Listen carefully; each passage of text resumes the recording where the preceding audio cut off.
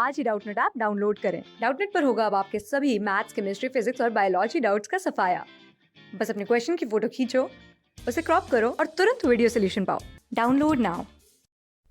यहाँ पर हमसे कहा गया है कि हमें एक एज पिरामिड शो करना है जो एक ह्यूमन पॉपुलेशन की स्टेबल ग्रोथ के स्टेटस को शो कर रहा है।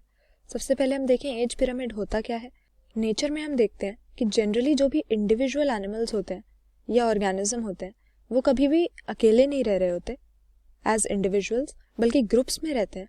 और इस तरह का जो ग्रुप होता है ऑर्गेनिजम्स का, जो एक वेल डिफाइंड जोग्राफिकल एरिया में रह रहा है, जोग्राफिकल एरिया को इनहेबिट कर रहा है, इसके बाद जो रिसोर्सेज हैं सिमिलर रिसोर्सेज के लिए आपस में compete कर रहा है और इंटरब्रीड कर रहा है, इस तरह के ग्रुप को हम पॉपुलेशन कहते हैं। और इस पॉपुलेशन में कुछ ऐसे एट्रीब्यूट्स होते हैं जिनको स्टडी करके हम इकोलॉजी के बारे में इंडिविजुअल की स्टडी करने के बजाय बेटर समझ सकते हैं। तो जो एज पिरामिड होता है वो हम किसी पॉपुलेशन की एज डिस्ट्रीब्यूशन को जब प्लॉट करते हैं तो हमें एक डायग्राम मिलता है और इसको स्टडी करके हम पॉपुलेशन की ग्रोथ के स्टेटस के बारे में जान सकते हैं।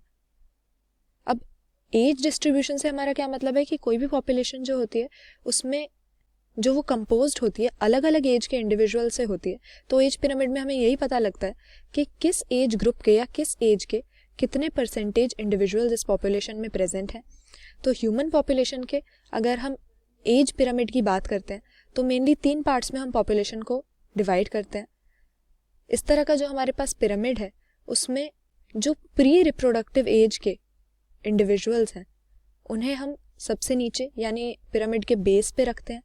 इसके बाद बीच की तरफ रिप्रोडक्टिव एज के इंडिविजुअल्स को रखते हैं और पोस्ट रिप्रोडक्टिव एज के यानी ओल्ड एज के जो इंडिविजुअल्स हैं उनको हम एपेक्स की तरफ या ऊपर की तरफ रखेंगे। तो यहाँ पर हमें 3 पिरामिड्स दिए हुए हैं जो अलग अलग तरह के ग्रोथ स्टेटस को रिप्रेजेंट कर रहे हैं। जो पहला हमारे पास है इसमें हम देख सकते हैं कि जो रिप्रोडक्टिव एज के और प्री रिप्रोडक्टिव एज के इंडिविजुअल्स हैं वो काफ़ी ज़्यादा हैं और प्री रिप्रोडक्टिव सबसे ज़्यादा दिख रहे हैं हमें। तो इस तरह का जो हमें पिरामिड मिलेगा एज पिरामिड, उससे एक्सपैंडिंग पॉपुलेशन को हम रिप्रेजेंट करते हैं। क्योंकि अगर यंग पॉपुलेशन ज़्यादा है प्री रिप्रोडक्टिव एज के यानी चिल्ड्रन और एडोलेसेंट ज़्यादा है पॉपुलेशन में तो वो जल्दी से एक्सपैंड करेगी, क्योंकि थोड़े ही दिनों में ये जो प्री रिप्रोडक्टिव है ये रिप्रोडक्टिव एज ग्रुप में आ जाएंगे। फिर जो हमारे पास दूसरा यहाँ पर एज पिरामिड है ये स्टेबल पॉपुलेशन के लिए हमारा करेक्ट हो जाएगा, क्योंकि रिप्रोडक्टिव और प्री रिप्रोडक्टिव एज ग्रुप्स के जो लोग हैं वो करीब करीब बराबर हैं और पोस्ट रिप्रोडक्टिव यहाँ पर कम है।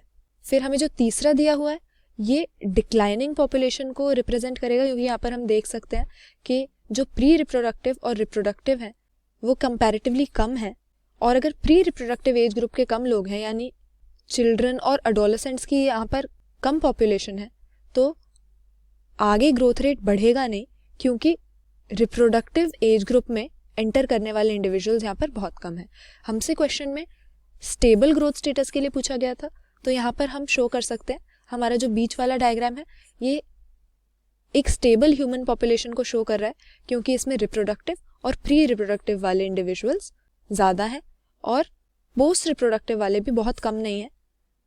इस तरह की पॉपुलेशन जो होगी जिसमें रिप्रोडक्टिव और प्री रिप्रोडक्टिव करीब करीब एक से होंगे वो स्टेबल ग्रोथ स्टेटस शो करेगी। क्लास 6 से 12 से लेके नीट, IIT, जेई मेंस और एडवांस के लेवल तक 10 मिलियन से ज्यादा स्टूडेंट्स का भरोसा। आज ही डाउनलोड करें डाउटनेट ऐप या व्हाट्सएप कीजिए अपने डाउट्स 8400 400 400 पर।